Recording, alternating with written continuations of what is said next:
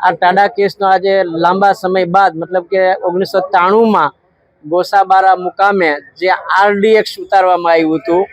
અને આ આરડીએક્સ ઉતારી દેશમાં જુદી જુદી જગ્યાએ મોકલાવીને આખું એક ષડયંત્ર રચવામાં આવ્યું હતું અને બોમ્બ ધડાકા કરવાનું જે પેરવી હતી આરોપીઓની અને નાકામ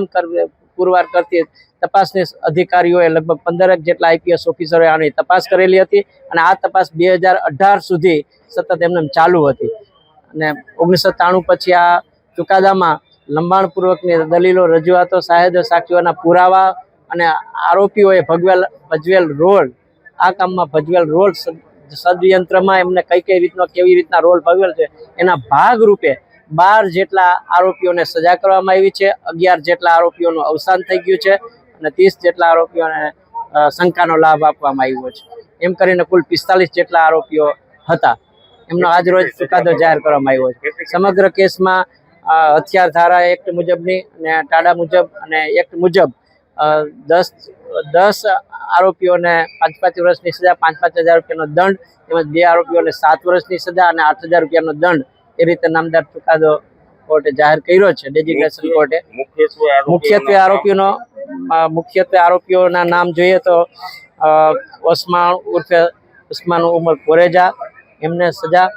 મોહમ્મદ અલી મોહમ્મદ ઉર્ફે મમદુ, હારૂન મોહમ્મદ સંગાર વાઘેર, અહેમદ ઇસ્માઇલ ઓલિયા, આરિફ અબ્દુલ રહેમાન, ઇફકાર એસુફ અંસારી, મોહમ્મદ અયુરી અંસારી, લક્ષ્મણ અબ્દાસ આહિર વસરા, મોહમ્મદ સલીમ કુતા, ઉમર મિયા, ઉફર મિયા ઇસ્માલિયા, પંજુ મિયા બુખારી, ઇસ્તિયાદ મહેમદ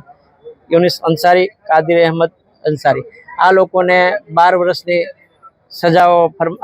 5 વર્ષની સજાઓ અને 5,000 રૂપિયાના દંડ ફરવામાં આવ્યા છે. આ સમગ્ર કેસ એક સીમાચિહ્ન રૂપ ચુકાદો છે. સમગ્ર દેશને તબાહ કરવા માટે એક આ કાવતરાના ભાગરૂપેની એક આખી મેટર હતી. ટાડા મેટર બહુ લાંબા સમયથી ચાલતી હતી, જેમાં આરોપીઓનો મેઇન હેતુ એવા પ્રકારનો હતો કે બાબરી ધ્વંસ વખતે એનો બદલો લેવા માટે દાઉદ ઇબ્રાહિમ તથા દુબઈ સ્થિત પાકિસ્તાન સ્થિત તેના સાગરીતોએ રચેલ કાવતરા મુજબ જામનગરમાં સલાયા અને ગોસાબારા મુકામે જે કંઈ આ આરડીએક્સ ઉતારવાનો હતો એ આરડીએક્સ ઉતારવાના બાતમીના આધારે અમે આજે આરોપીઓને પોલીસ ઓફિસરોએ જે પકડ્યા છે અને તપાસના અંતે આ લોકોને તકસીરવાર ઠરાવી અને મોટા પાયે હથિયારોનું લેન્ડિંગ કરાવી દેશના વિવિધ ભાગોમાં મોકલવામાં આવેલ હતું તેનો આજે પર્દાફાશ કરતો સ્પષ્ટ ચુકાદો નામદાર કોર્ટે, ડેઝિગ્નેશન કોર્ટે જાહેર કર્યો છે. 2017માં આ મેટર ડીજીપીના મેં ચાર્જ સંભાળ્યા બાદ મેટરનો સંપૂર્ણ રીતે અભ્યાસ કરી કોન્ટેસ્ટેડ બાબત જતાં થોડો કેસ મેં ચલાવ્યો. પછી ગંભીરતાને ધ્યાને લઈ નામદાર સરકારમાં સ્પેશિયલ પીપી તરીકેની દરખાસ્ત રજૂ કરતા સ્પેશિયલ પીપી તરીકે તુષાર ગોકાણી, સિનિયર એડવોકેટ, એમને આ સમગ્ર કેસ ચલાવેલો. સાથે જોઈન્ટમાં અમે પણ મદદમાં રહ્યા હતા. એ રીતે આ સમગ્ર ચુકાદો નામદાર કોર્ટે જાહેર કર્યો છે.